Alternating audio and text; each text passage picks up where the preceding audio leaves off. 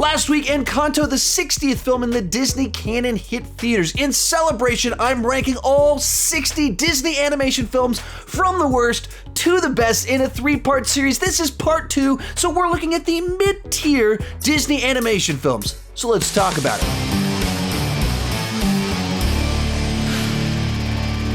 Hi, my name is Sean, and I love to talk about movies way too much. With that in mind, go ahead and join me down below in the comments section. Share your picks for the mid-tier Disney animation films. My list isn't the right list, it's just my list, and I would love to see yours. And this is where the video starts getting really tough, because Disney Animation is a great film studio. They've had their duds, check out the previous video, but they've been cranking out classics and hits for over 80 years now. So if one of your favorites is lower than you were hoping, I'm not trying to slight your favorite film. They've just made a lot of really great films, and different movies resonate with each of us a little bit differently. And let's get started. Kicking off our top 40 is Dumbo. This is another one of these golden age classics that's filled with iconic imagery, a memorable lead character, but it's also a film that I don't particularly enjoy all that much. Now, of course, Dumbo is absolutely adorable. Him starting to fly at the end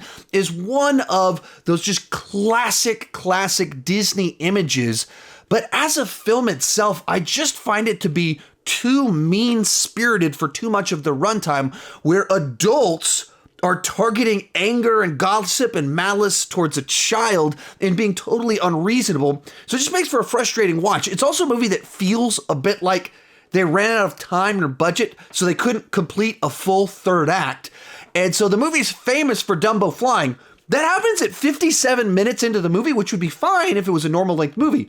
But it's only an hour and 3 minutes long. And so the thing the movie is most famous for happens literally in the last 10 minutes, as if they couldn't complete the narrative they wanted to do. So for me, this one really underwhelms on rewatch. Next up, The Emperor's New Groove. Now, this is a movie that a lot of people, including my wife, absolutely love and find hilarious, and it does have a number of redeeming qualities.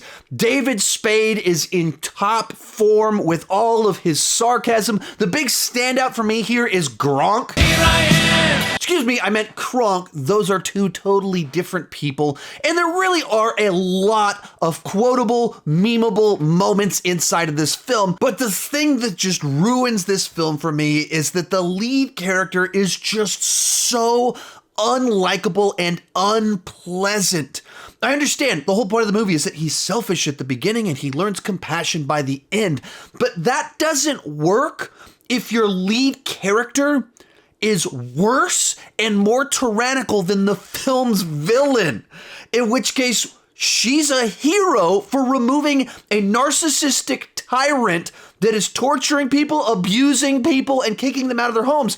She's not in the wrong for removing him, so we shouldn't want her to be defeated, and it just undermines the entire story, and it hurts this whole film for me. Number 38, The Princess and the Frog. This time, Disney takes their princess idea to New Orleans, puts a new twist on the classic frog princess story. A lot of the animation is absolutely gorgeous. There's a number of creative ways that they visualize several of the songs, and all throughout the story, it subverts expectations in the good way, where it sets up the cliche and then does something clever and different at the moment where you have the usual payoff. And in some ways, it's a prototype for what they did with Frozen just a few years later. But the story's swamp setting is just filled with so much base level humor, spit, mucus, toothless flies. There's even a shot of someone shoveling poo. Ew. And the voodoo villain is kind of so dark and creepy that it just creates an environment and a context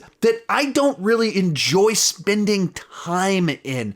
Now, my wife enjoys a whole bunch of the songs. I didn't find them all that memorable, but it's not a genre that I'm interested in quite as much. And so while I enjoy what they did with the story, I don't really like the execution of the rest of it. Coming Coming in at number 37 is Lady and the Tramp, and this is another one of these older Disney animation films that everyone has seen. I don't think it makes any significant mistakes in the execution. It's just a film that at its core I find to be kind of dull, and like many of these older Disney films, mean-spirited at its core. It's about a dog that's forgotten, and then there's this maid that's intentionally cruel towards the dog. And so there's also these little moments that don't always sit quite right with me when it's targeted towards a sweet little cute little dog. And beyond that, beyond one iconic scene with two dogs kissing while eating spaghetti and a couple of nice old-timey type songs, there's just not much that's all that memorable or interesting to me in this film. So it's just kind of there. That'll bring us to Pocahontas. After the success of The Lion King, Disney wisely decided to go in a different direction by tackling a historic event. Once again, the soundtrack is filled with memorable, catchy tunes, and there's a number of big, epic, sweeping sequences. But it's a movie that just kind of feels devoid of fun, and it doesn't put something equally as captivating in its place. As a lead character, Pocahontas is awfully serious, and she frequently kind of drifts into lecture mode. And there are a couple of quirky sidekicks to add some levity into the mix, but they don't seem to be as prominent in the story as they are in other Disney tales. And so you just have this movie that is trying to be big, epic, and sweeping, but it fails to entertain. Likewise, it can come off a little bit forgettable because it uses a story template that was used many times before this movie came out, and it's been copied many times since it came out. Baby, one more time. In the end, while there is some gorgeous animation and some solid songs, there's just not much that draws me to rewatch this film. Number 35, Pinocchio. For me, this is easily the most complete story of the golden age, with a very clear story, character arc, messaging, and themes. It's jam-packed with iconic and memorable moments, catchy little songs, and things that have just kind of saturated the popular culture for 80 years now. I'm a real boy! Whoopee!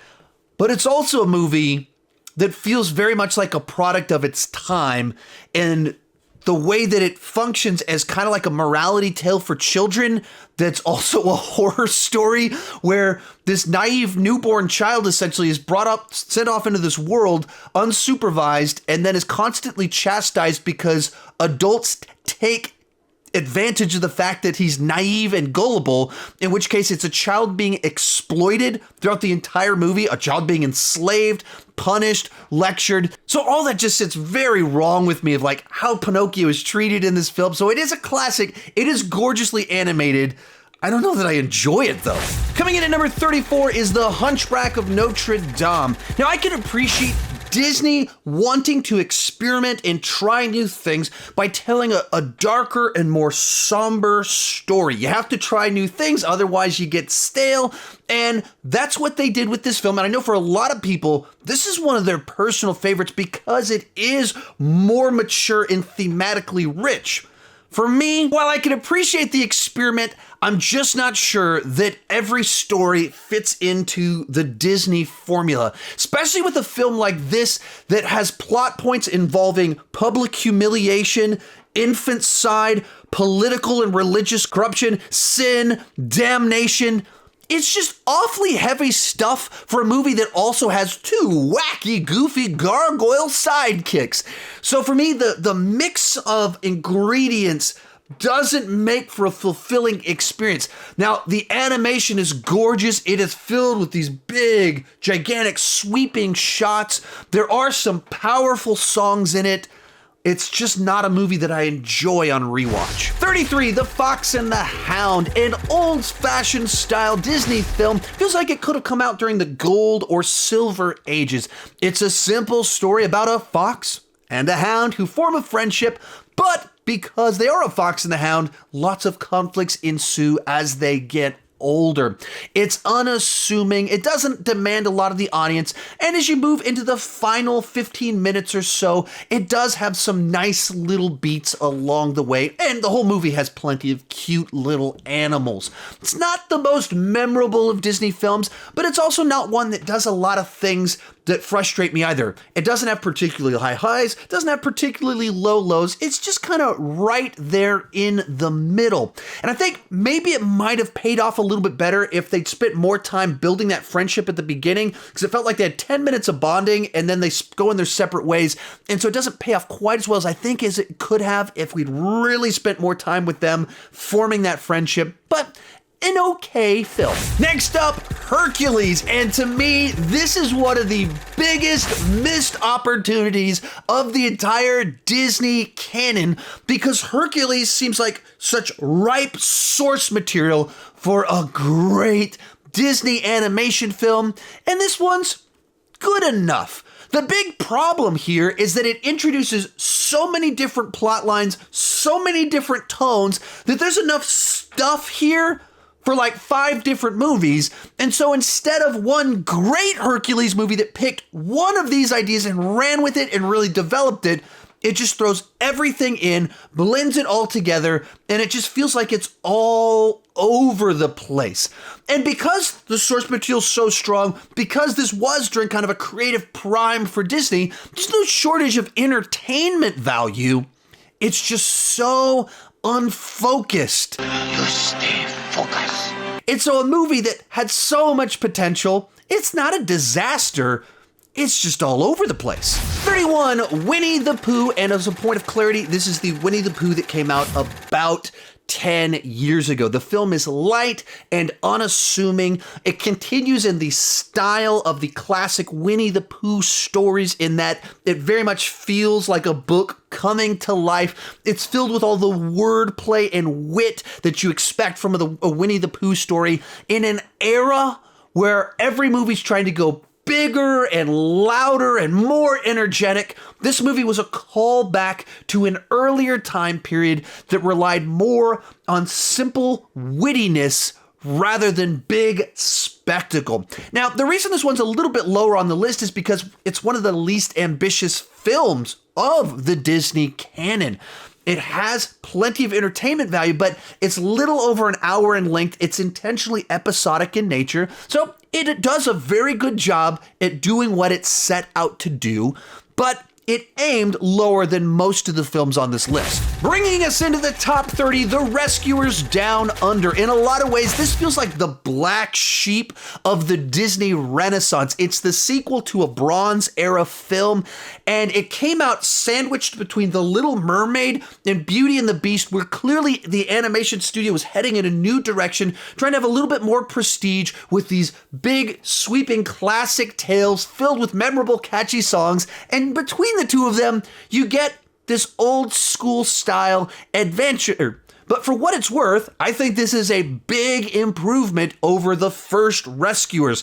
The simple advances in animation technology make this film look much better and more modern than the original Rescuers. I think the Outback is a more pleasant environment to tell a story like this as opposed to the swamp of the original film. So it has all the positive sides of the original Rescuers. In particular, the 2 lead characters are still adorable. There's a great voice cast, and it's just a nice, simple adventure, but improves on all of the little details that kind of go around with it. It might not be the most memorable film of the Disney canon, but it is a nice little adventure.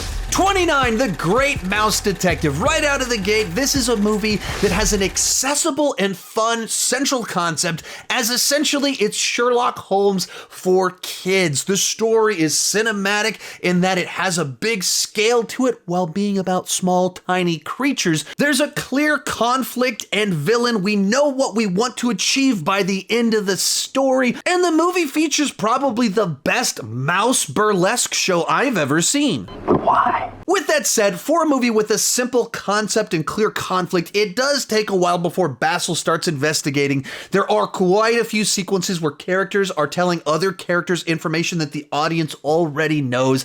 And so while it is easy to watch. It's a fun little adventure. It's not one that makes a big impact either. 28, Robin Hood. The fun source material easily sets up some nice little adventures with a bunch of lively characters. That's not terribly surprising since they're taking classic literature that has stood the test of time with characters that have just become part of Western culture and Disneyifying them, turning them into singing and dancing animals. That's immediately charming and endearing. Now from there, the storytelling's rather episodic, especially during the first half. We're just a series of mini adventures that don't necessarily lead one into the other, but it gets a bit more focused in the second half. Prince John, I think at times maybe was a bit too prominent. I wish we got to spend more time with Robin Hood, but at the end of the day, it's not trying to tell a big gigantic story. It's just trying to have a bunch of fun with these characters that we enjoy spending time with, and it succeeds well enough at doing that. Then we have Meet the Robinsons, a fun,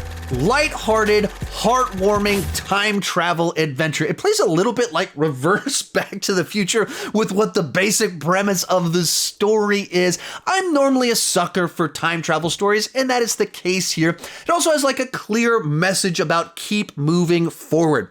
At the same time, I think in the actual execution of some of the specifics, it doesn't live up to its central concept. Bolo Hat Guy is a villain, is very awkward, weird, insecure, and stupid, so he just doesn't pose much of a threat. The animation looks incredibly dated. It was early CGI, and I just don't think what they did with this one has stood the test of time very well at all. And it just doesn't really feel like a Disney animation film. Granted, my concept of a Disney animation film is very narrow, and it involves princesses and talking animals. So maybe that's my fault. But, it's a fun adventure with a nice heart. Just some problems in the execution. Coming in at number 26, The Little Mermaid. This film kicked off the Disney Renaissance by adapting Hans Christian Andersen's classic tale. This was a return to a certain style of storytelling that just had a bit more weight to it.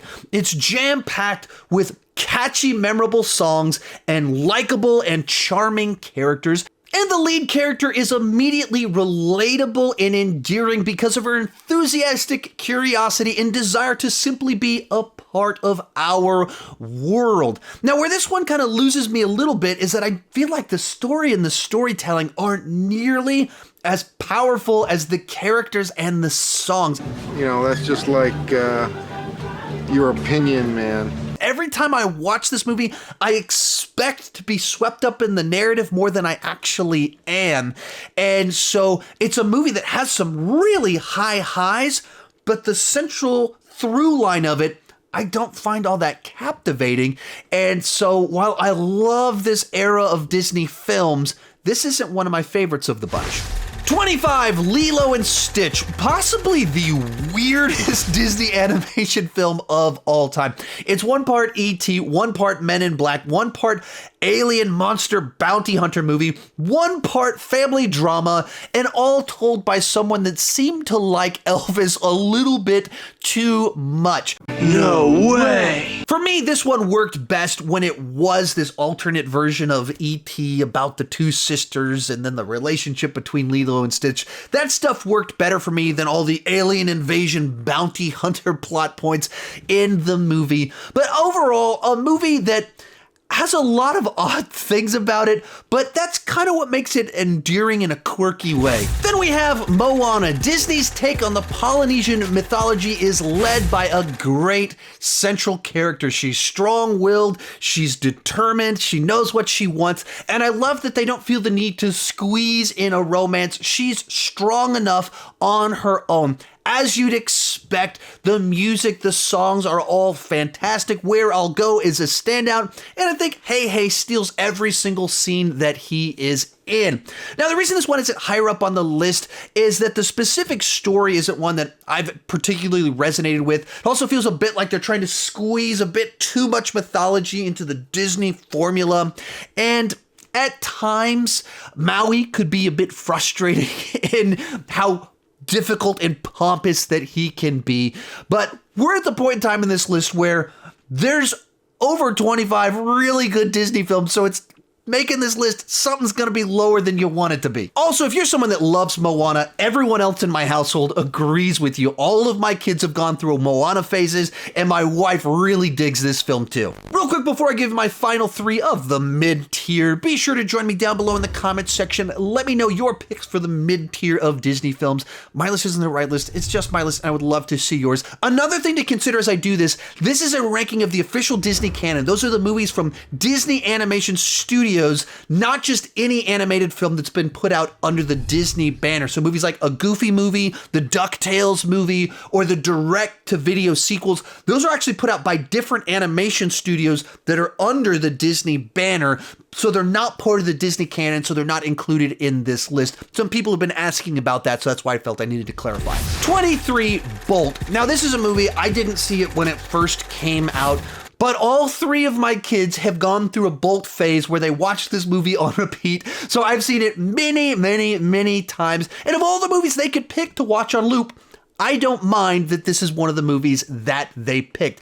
At its core, it's a cute story about animals on a road trip with a bunch of fun, exciting action sequences. The central premise about a character that thinks that they're a superhero is pretty reminiscent of Toy Story.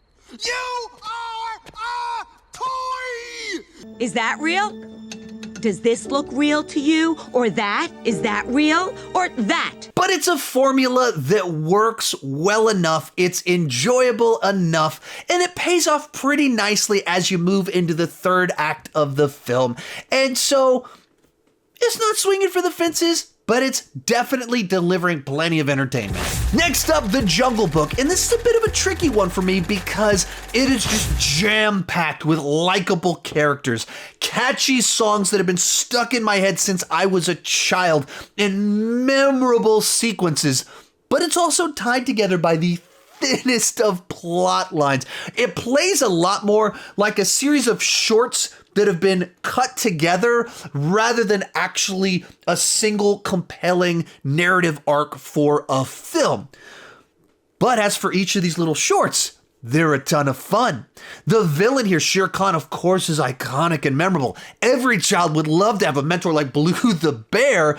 And so, on the one hand, it's got all this great stuff, but on a story level, I mean, Shere Khan isn't even a threat until the very end. You could change the order of most of these stories. It wouldn't change anything whatsoever because it's not building momentum towards anything.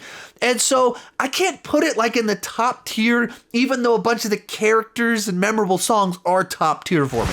Closing out our mid tier is the latest Disney animation film, Encanto. And this is another Disney animation film just filled with these characters that pop, that you want to spend more time with. The animation is simply gorgeous and so vibrant and colorful.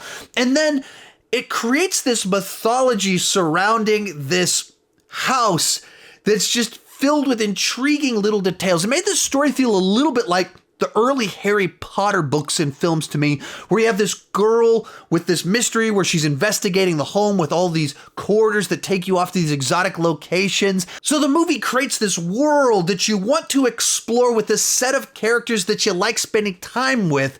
But I also felt like the story that they chose to tell was awfully small for the scope and size of the mythology that they built out. Like, they create a house filled with superheroes and then create a plot line that's only about saving the house and the superhero powers. And it just felt like there was something bigger or more that they could have done with this set of characters in this mythology.